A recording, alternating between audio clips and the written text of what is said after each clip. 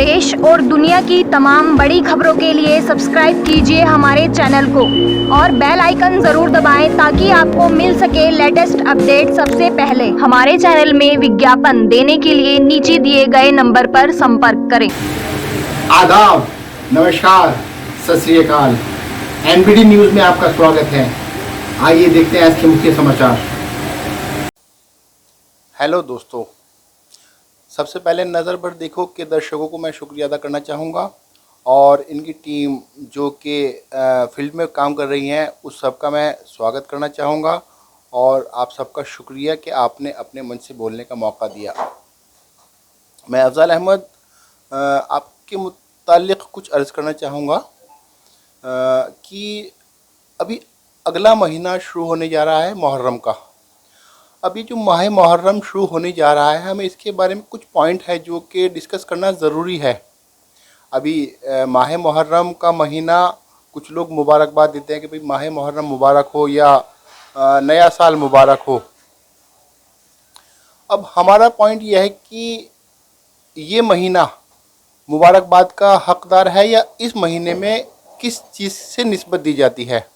अगर हम 20 साल या 25 साल पहले जाएं, अभी लेटेस्ट अपने दौर में ही जाएं, 20 साल पहले या 25 साल पहले, तो माह मुहर्रम का जो हम एहतमाम करते थे वो किसी और अंदाज से करते थे और आज माह मुहर्रम को कहीं ना कहीं हम भुला रहे हैं या इससे जुड़ी हुई जो घटना है हम उसको याद नहीं करना चाहते। बेसिकली इस महीने में जो घटना है वो घटना है वाक़े करबला।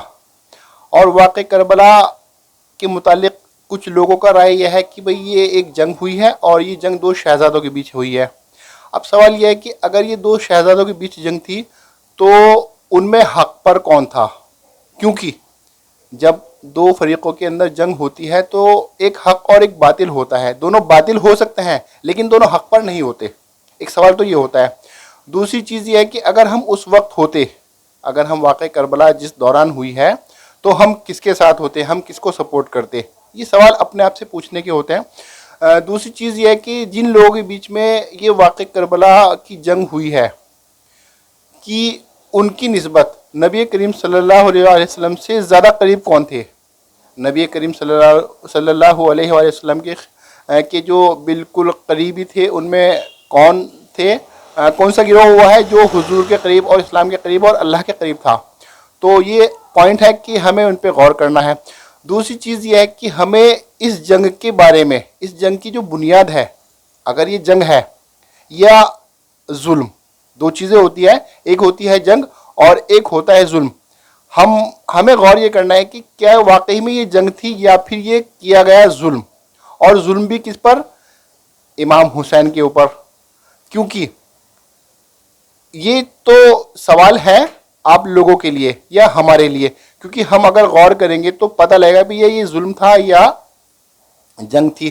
क्योंकि जंग के कुछ एट्रीब्यूट होते हैं, कुछ शर्तें होती है कि भाई जंग के अंदर इतने लोग हों, औरत के ऊपर हमला ना हो, बच्चे के ऊपर हमला ना हो। आप लोग सब माशाल्लाह समझदार हैं। लेकिन अगर हम वाक़े करबला को स्टडी करते हैं तो वहाँ पर पता ये लगता है कि एक साइड 72 लोग थे और एक साइड लाखों का मजमा। और जिन लोगों में 72 शामिल थे उनमें अगर हम गौर करें तो 6 महीने का बच्चा भी शामिल और औरतें भी शामिल, लड़कियां, बच्चियां, 3 साल की बच्ची भी शामिल। अब ये कौन सी जंग है कि जंग करने के लिए 6 महीने के बच्चे को लाया जा रहा है या 3 महीने की बच्ची, 3 साल की बच्ची को लाया जा रहा है। तो अगर हम इसकी तहकीक करते हैं, गौर करते हैं तो पता ये चलता है कि ये जंग नहीं बल्कि कुछ और ही था, जिसके लिए हमें ज़रूरी है कि हम इस पर गौर करें, फिक्र करें कि ये हकीकत में ऐसा हुआ क्यों। दूसरी चीज़ ये है कि जंग की जाती है जंग के मैदान में, जबकि जहाँ पर जंग की गई जो आज भी मौजूद है, तारीख भी इस चीज़ की शाहिद है कि इमाम हुसैन ने पहले वो जगह अपनी ख़रीदी, ये जो करबला है, अपनी जगह ख़रीदी, अपनी प्रॉपर्टी पे वो रह रहे, अपनी प्रॉपर्टी पे उन्होंने अपना जो भी रहने का जो इंतज़ाम था वो किया। उसमें आने के बाद जो दूसरी जो फरीक था जिसको हम कहते हैं भैया ये यजीद का कारनामे है या जिसको भी आप समझे, इस पे ये तो आपके लिए पॉइंट है कि भाई आप गौर करें कि भैया ये हकीकत में हुआ क्या था। तो वहाँ पर ये पता चलता है कि भाई इमाम हुसैन के ऊपर जुल्म किया गया। या हम इसको दूसरे अंदाज में ये भी कह सकते हैं कि दुनिया के अंदर या तारीख के अंदर सबसे बड़ा आतंकवादी हमला जो था वो ये करबला का था। अगर हम गौर करते हैं कि वाकई करबला हमने नहीं पढ़ा या हमें पढ़ने नहीं दिया जाता, अब सवाल यह है कि हमें पढ़ने क्यों नहीं दिया जाता? क्या इसके पीछे कोई राज है? इस राज को हमें अपने लिए गौर करना है, हमें इसको समझना है कि भाई वाकई करबला जो है, वाकई करबला को हम पढ़ें, समझें और ये जाने कि भैया ये जो इतना बड़ा कत्लो गारत हुआ, इमाम हुसैन को जो शहीद किया गया, इमाम हुसैन का जो कत्ल किया गया, उसकी बुनियाद क्या थी? क्यों ऐसा यजीद के लश्कर को क्यों ऐसा करना पड़ा कि उसने इमाम हुसैन के ऊपर इतने जुल्म के साथ उनको शहीद किया? देखिए, यहाँ पर हम अगर गौर करते हैं, स्टडी करते हैं तो पता ये चलता है कि इमाम हुसैन के लिए यजीद की कोई पर्सनल दुश्मनी नहीं थी कि भाई पर्सनली दुश्मनी चाहता, बस फर्क सिर्फ ये था कि यजीद अपने कुछ कानून लागू करना चाहता था जो कि इस्लाम के खिलाफ है।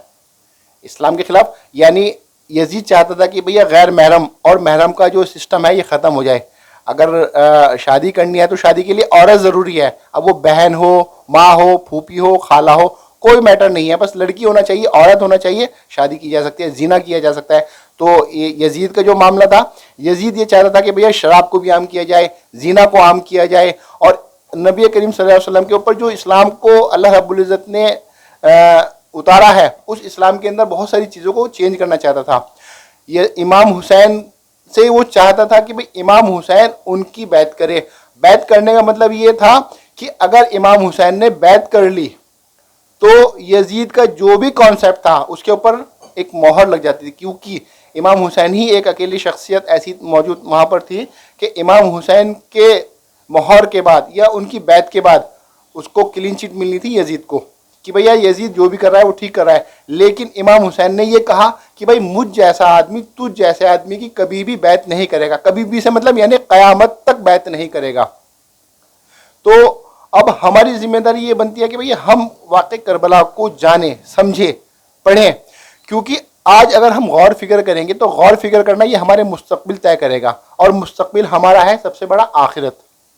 अगर हम आखिरत के ऊपर यकीन रखते हैं तो हमारा यकीन ये भी है कि अल्लाह रब्बुल इज़्ज़त ने जो अपने रसूल भेजे 1,24,000, उनमें सबसे आखिरी जो रसूल हैं वो हमारे आका मोहम्मद मुस्तफ़ा सल्लल्लाहु अलैहि वसल्लम है और रसूल अकरम सल्लल्लाहु अलैहि वसल्लम ने जो भी फरमाया वो हक है। और रसूल अकरम सल्लल्लाहु अलैहि वसल्लम ने इमाम हुसैन के मुतालिक क्या फरमाया है ये गौर आप करें। इमाम हुसैन के ताल्लुक़ नबी करीम सल्लल्लाहु अलैहि वसल्लम से कैसे थे ये आपको गौर करना है, इसकी स्टडी आपको करनी है। मैं सिर्फ ये कहना चाहता हूँ कि अपनी आखिरत को हम किसी भी शख्स के ऊपर छोड़ नहीं सकते इन द सेंस कि अगर हम दुनिया के अंदर कामयाबी हासिल करना चाहते हैं तो दुनिया के अंदर कामयाबी हासिल करने के लिए हम अपनी अक्ल का भी इस्तेमाल करते हैं, गौर फिक्र भी करते हैं, स्टडी भी करते हैं, तारीख का भी मुताला करते हैं कि भैया हम जो काम कर रहे हैं उस काम के लिए हमें ये काम ठीक रहेगा या गलत रहेगा। लेकिन हम आखिरत के लिए हम कहीं ना कहीं ना अपनी अक्ल का इस्तेमाल करते, ना ही हम कुरान शरीफ, क्योंकि कुरान शरीफ अल्लाह रब्बुल इज़्ज़त ने हमारे लिए रहबर के तौर पर भेजा है। कुरान शरीफ हमारी रहबरी करने के लिए अल्लाह रब्बुल इज़्ज़त ने उतारा है और फरमाया कि रहबर ही है मुत्तकी के लिए, परहेज़गारों के लिए। अगर हम ये कहते हैं कि भैया कुरान शरीफ हमें राह हिदायत नहीं देगा तो इसका मतलब यह है कि कुरान शरीफ की जो दूसरी बात है कि ये हिदायत उसको नहीं देगा जिसके दिल में टेढ़ है, तो क्या हम अपने आप को ये समझते हैं कि भाई हमारे दिल के अंदर टेढ़ है? मैं सिर्फ ये अर्ज़ करना चाहता हूँ कि हमें अपनी आखिरत में पहुँचने से पहले हमें ये तय करना है कि भाई हम सही हैं या गलत हैं। अगर हम सही हैं तो अल्हम्दुलिल्लाह, अल्लाह का शुक्र अदा किया जाए, और अगर हम में थोड़ी सी भी कमी महसूस होती है तो हमारी जिम्मेदारी बनती है कि हम उस कमी को सुधारें मरने से पहले, क्योंकि मरने के बाद कोई भी चांस नहीं मिलेगा कि भैया हम अपनी आखिरत को सुधारने के लिए दोबारा मौका हमें मिलेगा, ऐसा नहीं होगा।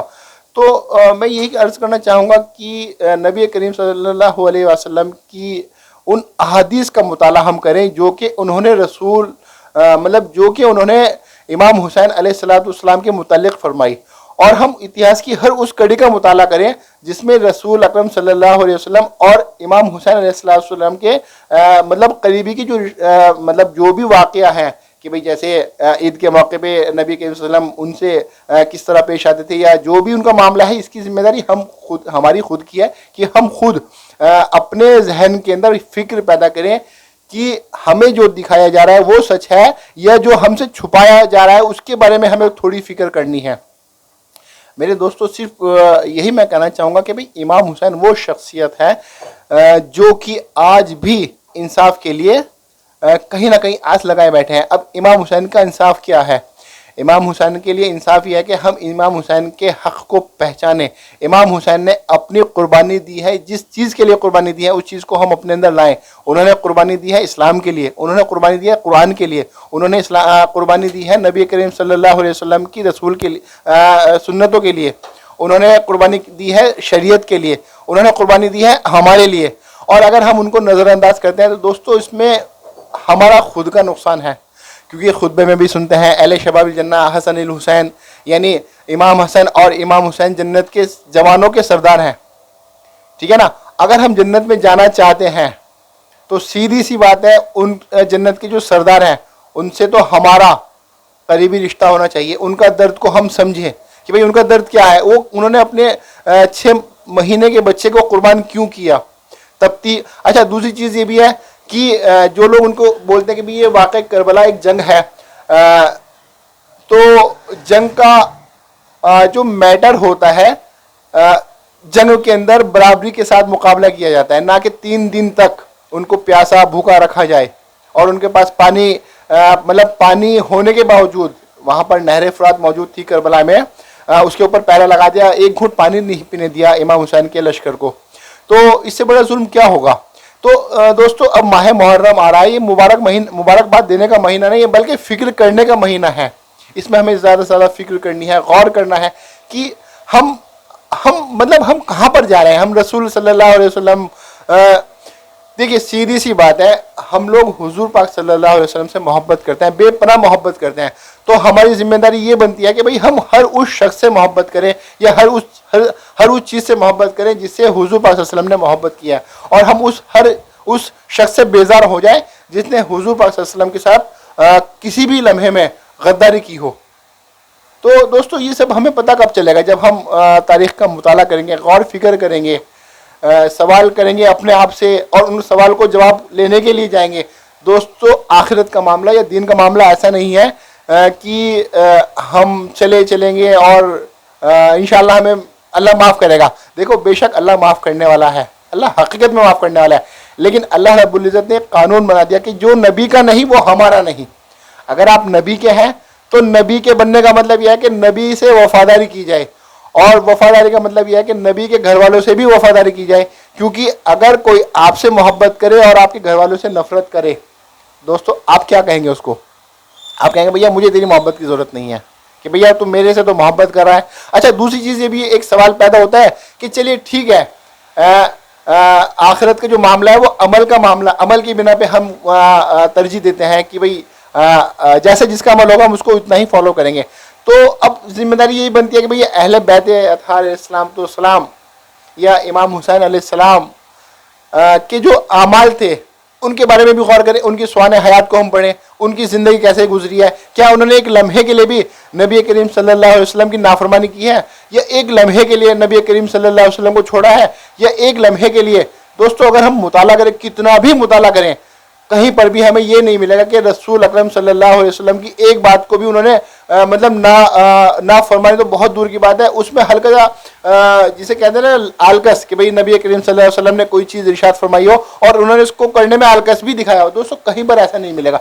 तो जब वो रसूल के इतने करीब, रसूल के इतने चाहने वाले और रसूल की इतनी इताअत करने वाले, तो दोस्तों हमारा सलाम उनको, हमारा सलाम है उनको, और हम लोग उनको अपना आइडल मानते हैं। दोस्तों, अगर हम गौर फिक्र करेंगे, सोचेंगे, समझेंगे, तो दोस्तों हमारी आखिरत में कहीं ना कहीं हम रसूल को चेहरा दिखाने के लायक बनेंगे। और अगर हमारी आखिरत और अगर हमसे हमारा रसूल नाराज़ हो जाए, दोस्तों दुनिया भले ही हमें बहुत इज्जत दे, दौलत दे, शोहरत दे।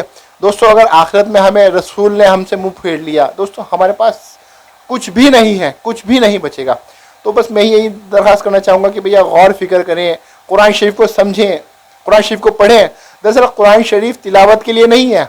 कुरान शरीफ का तिलावत आप करेंगे तो सवाब है, नो डाउट, इसमें कोई शक नहीं है कि भाई आप कुरान शरीफ की तिलावत करें तो उसमें सवाब मिलेगा। लेकिन दोस्तों कुरान शरीफ सिर्फ तिलावत के लिए नहीं है कि हम सिर्फ तिलावत करें, हमारे यहाँ कोई इंतकाल हो जाए तो भाई उसके लिए सवाब के लिए कुरान शरीफ पढ़ रहे हैं हम। दोस्तों कुरान शरीफ के ऊपर इतना जुल्म नहीं होना चाहिए कि कुरान शरीफ एक किताब है। कुरान शरीफ को हमें समझना चाहिए कि कुरान शरीफ के अंदर अल्लाह रब्बुल इज़्ज़त हमसे चाहता क्या है, कुरान शरीफ के अंदर अल्लाह हमें क्या चाहे। दोस्तों आज हमने कुरान शरीफ को छोड़ा, कुरान शरीफ को नहीं समझा, तो दोस्तों उसका नतीजा क्या हुआ कि आज कुरान शरीफ के ऊपर उंगलियां उठ रही हैं। क्यों? क्योंकि वो जो लोग उंगली उठा रहे हैं हमें पता ही नहीं है कि हम उसका क्या जवाब दें। हाँ, वो कह रहे हैं कि भाई ठीक है, इसका जवाब तो हमारे आलिम हज़रात देंगे। दोस्तों कुरान शरीफ किसी आलिम के लिए, किसी मुफ्ती के लिए नहीं है। कुरान शरीफ तो तमाम इंसानों के लिए है। तमाम जितने भी इंसान दुनिया के अंदर मौजूद है, कुरान शरीफ हर किसी के लिए हिदायत है। शर्त यह है कि भाई उसको, उससे हिदायत लेना हम सीखें, उससे हिदायत लेने वाले बने। अल्लाह से मांगे कि अल्लाह हमें राह हक अता कर, हमें राह हक दिखा। दोस्तों बात तो बहुत लंबी हो सकती है और ज़्यादा लंबी बात करने से आप भी बोर होते हो, तो मैं अपनी बात को यही इख्तिताम पजीर कर देता हूँ कि आखिरी मैसेज यही है कि भाई वाक़ई करबला को हम समझें, वाक़ई करबला आखिर हुई क्यों, इस पे गौर करें। वाखिर दावाना।